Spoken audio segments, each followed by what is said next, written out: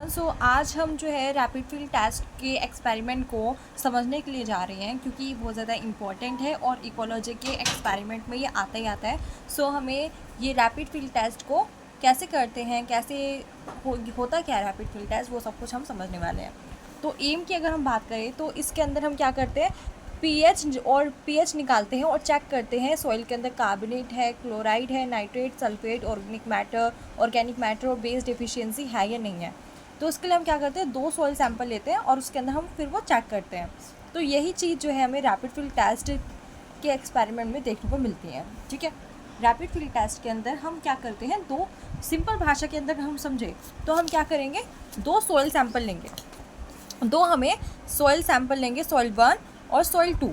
ठीक है, अब वो जो 2 सॉइल हैं उसका हम क्या करेंगे, वो जो 2 सॉइल के सैंपल्स हैं उनका हम क्या क्या करेंगे, इनका पीएच निकालेंगे मैम, और क्या निकालेंगे, इनका कार्बोनेट, इसके अंदर कार्बोनेट है या नहीं है, इन दोनों के अंदर कार्बोनेट है या नहीं है, और क्लोराइड है या नहीं है, नाइट्रेट है या नहीं है, ऑर्गेनिक मैटर है या नहीं है, और बेस डेफिशिएंसी।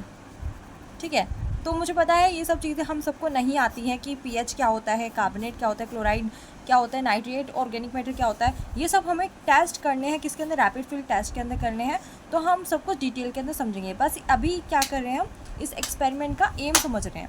ठीक है, अब इसका प्रिंसिपल की अगर हम बात करें तो फिर हमारा जो सॉइल है, सॉइल जो है वो एक मोस्ट इम्पॉर्टेंट इकोलॉजिकल फैक्टर है।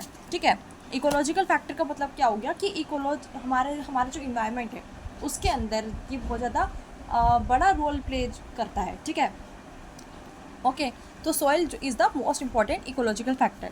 ये क्या करता है, सॉइल क्या करता है, प्लांट को न्यूट्रिएंट्स देता है, वाटर देता है और सपोर्ट करता है। ठीक है, ये प्लांट को बहुत सारी चीज़ें प्रोवाइड करता है।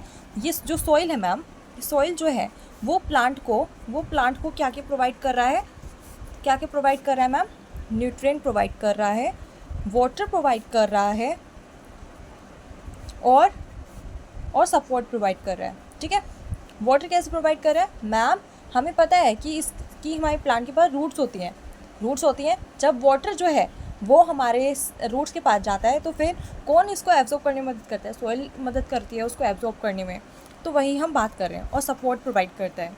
ओके, प्लांट को एक सपोर्ट मिल जाता है, क्योंकि प्लांट कहाँ पे ग्रो करता है, सॉइल के ऊपर ही ग्रो करता है, राइट। ओके, अब देखो सॉइल जो है वो अकेली, हमें पता है, हमने सॉइल वाले चैप्टर के अंदर पढ़ रखा है, सॉइल वाले यूनिट के अंदर पढ़ा है कि सॉइल जो है वो कितनी ज़्यादा इंपॉर्टेंट है और सॉइल कितनी सारी चीज़ से मिलकर बनी हुई है। तो उसमें से हमारा एक क्ले पार्टिकल भी होता है। क्या होता है, क्ले पार्टिकल भी होता है, जिससे हमारी जो सॉइल है वो बनी हुई होती है।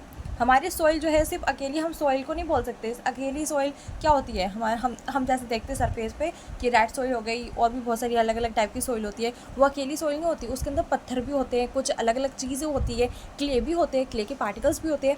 तो वो जो हमारी सॉइल जो है उसके सरफेस पे क्या है, हमारी सॉइल के सरफेस पे क्या है मैम, एक क्ले पार्टिकल्स भी हैं। अब इसके पास ना मैम, क्ले पार्टिकल्स के पास कौन सा चार्ज प्रेजेंट होता है, मैम, नेगेटिव चार्ज प्रेजेंट होता है। ये नेगेटिव चार्ज जो है वो प्रेजेंट होता है हमारे क्ले पार्टिकल के पास। ये हम क्ले पार्टिकल्स को ले लेते हैं, क्ले पार्टिकल्स के पास नेगेटिव चार्ज प्रेजेंट होता है। हमने मैम एक चीज़ पढ़ रखी है हमने पुरानी क्लासेस में, कि हमारे पास ना आयन जो होते हैं ना वो 2 टाइप के होते हैं। आयंस 2 टाइप के होते हैं, हमने केमिस्ट्री के अंदर पढ़ा 11th-12th में, कि एक तो हमारा पॉजिटिव आयंस होता है, और एक होते हैं हमारे पास नेगेटिव आयंस। अब ये जो नेगेटिव आयंस है ना, ये मैम हमारे क्ले पार्टिकल में प्रेजेंट होते हैं। किस में प्रेजेंट होते हैं, क्ले पार्टिकल्स में प्रेजेंट होते हैं, क्ले पार्टिकल के सरफेस पे प्रेजेंट होते हैं। ठीक है, ये कौन सा चार्ज प्रेजेंट होता है इनके ऊपर, नेगेटिव। अब समझ आ गया। तो अब सॉइल क्या करेगी मैम, कि पॉजिटिव चार्ज को ढूंढेगी ताकि वो उससे अट्रैक्ट हो सके। पॉजिटिव चार्ज से अट्रैक्ट होने के लिए वो क्या करेगी, पॉजिटिव चार्ज को ढूंढेगी। नेगेटिव, हमारा क्ले पार्टिकल जो है वो पॉजिटिव चार्ज को ढूंढेगा। ठीक है, इतनी बात क्लियर होगी। ओके, आई होप इतना क्लियर हो गया होगा। तो वो अट्रैक्ट करता है पॉजिटिव आयंस को, जैसे कि कैल्शियम हो गया। पॉजिटिव आयंस का क्या क्या एग्जांपल है, कैल्शियम हो गया, मैग्नीशियम हो गया, पोटेशियम हो गया, और भी बहुत सारे होते हैं। ठीक है, उनको क्या करता है, ये पकड़ लेता है, अट्रैक्ट करता है। ओके, अब हम देखते हैं plants take up this ions by releasing H+ from their roots. अब हमारे जो रूट्स हैं उनके पास कौन सा चार्ज प्रेजेंट है, पॉजिटिव चार्ज प्रेजेंट है, H+ आयन उनके पास प्रेजेंट होते हैं। तो फिर वो जो H+ आयन्स है वो क्या करते हैं, वो जितने भी हमारे पॉजिटिव आयन्स है उसको अट्रैक्ट करने की कोशिश करते हैं। ठीक है, तो ले लेते हैं वो ions from their roots. This is called cation exchange capacity. इसको हम क्या बोलते हैं, कटायन एक्सचेंज कैपेसिटी बोलते हैं। Negative ions like nitrate, sulphate, chloride are not held by clay surface. ये सब जो होते हैं वो क्ले सरफेस पे नहीं चिपक सकते।